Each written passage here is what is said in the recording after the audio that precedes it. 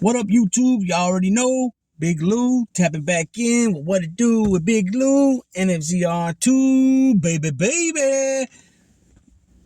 Highly appreciate it if you sub, like, to share the channel with your family, friends, folks, peoples, gente, associates, asocios, camaradas, comrades, buddies, pals, amigos, panas. And feel free to comment. You already know. Big Lou responds back to all the comments. Bye. Um, this is a little video from this past Saturday, December 3rd, 2022, UFC Orlando main event. Stephen Wonderboy Thompson went up against Kevin Holland at the welterweight division. Kevin Holland, previously had retired in his last bout when he fought Khamzat Chimaev. Chimaev was supposed to fight Nate Diaz in Nate Diaz's final bout on that last contract he had in the UFC, but he did not make weight in the welterweight division. He came in weighing 177 and a half, 177 and a half pound, 178 or 178 and a half. I don't remember which one it was, but it was over. Regardless, it was over to 170. Kevin Holland stepped up and fought him. Obviously Kevin Holland couldn't handle his tenacity, his wrestling of Chimaev was just too much for him. And he came back to fight this one against Wonderboy Thompson, who is a veteran. And it ended up not being a good one for Holland again. I mean, as far as the end results. Let's see. They came in. Holland came in at 30 years old. Wonderboy 39 years old. Holland had 32 total fights with 23 wins, 8 losses, 12 by KO, 7 by submission, 83% finish rate, 6'3" with the 81-inch reach. Wonderboy Thompson came in at 39 years old, 23 total fights, 16 wins, 6 losses, 7 by KOs, 1 by submission. His finish rate is 50%. He's 6 foot with a 75-inch reach. At the end of it, he won this main event bout against Kevin Holland. In the 4th round, it was stopped. Kevin Holland had broke his hand or something, and he couldn't continue. And Kevin Holland, I heard him speak a few days ago, maybe 2 days or the day before the fight. He had said something about certain things were promised to him for up and coming bouts, or I don't know if that was money wise or he was going to be given a shot at a belt or something. I don't know what that meant, and he wouldn't elaborate when the reporter asked him. He just said, you know what that means, and he said that he would retire again if he wasn't given what he was promised, or those type of things.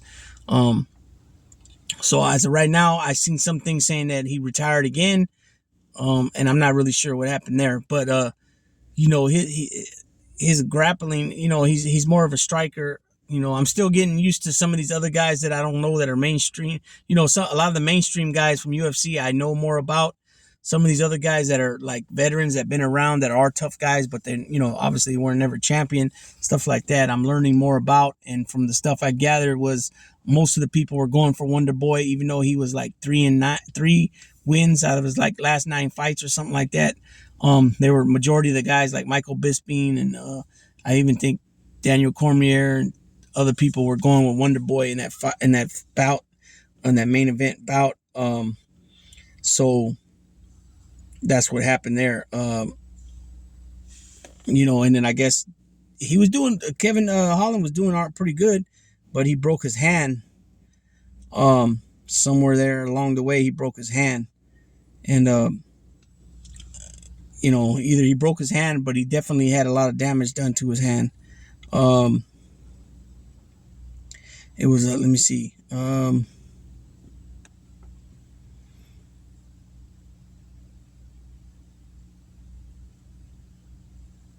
Yeah, so I don't, it seems that, they just, he couldn't continue with the injury that he had. Um, so he decided to his corner stopped it. Also on the card, Dos Santos, Rafael Dos Santos beat Brian Barberena, and Rafael Dos Santos is another veteran. At one point, he was on top of the game. I think he was champion at welterweight, or it might have been lightweight. Anyways, at the end of this fight, he called out Conor McGregor. They were supposed to fight at one time, and I'm not sure exactly what happened.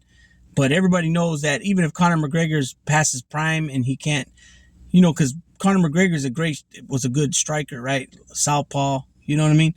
But I don't think his wrestling is as good, especially when it comes to somebody like Khabib, who's a excellent wrestler.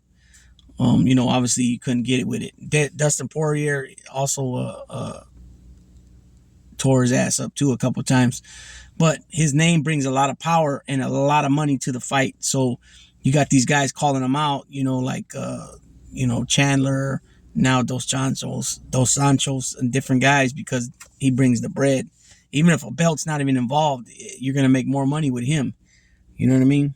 I mean, just look at it. He fought Mayweather, even though Mayweather's power too. The name, McGregor had never boxed before professionally, and look at all the money he made, $200 million. You know what I mean? So, other than that, the other fight that I kind of know the name, Eric Anders fought, and he beat Daukaus. And then also the other one, the name that I recognize was where's he at? The heavyweight dude.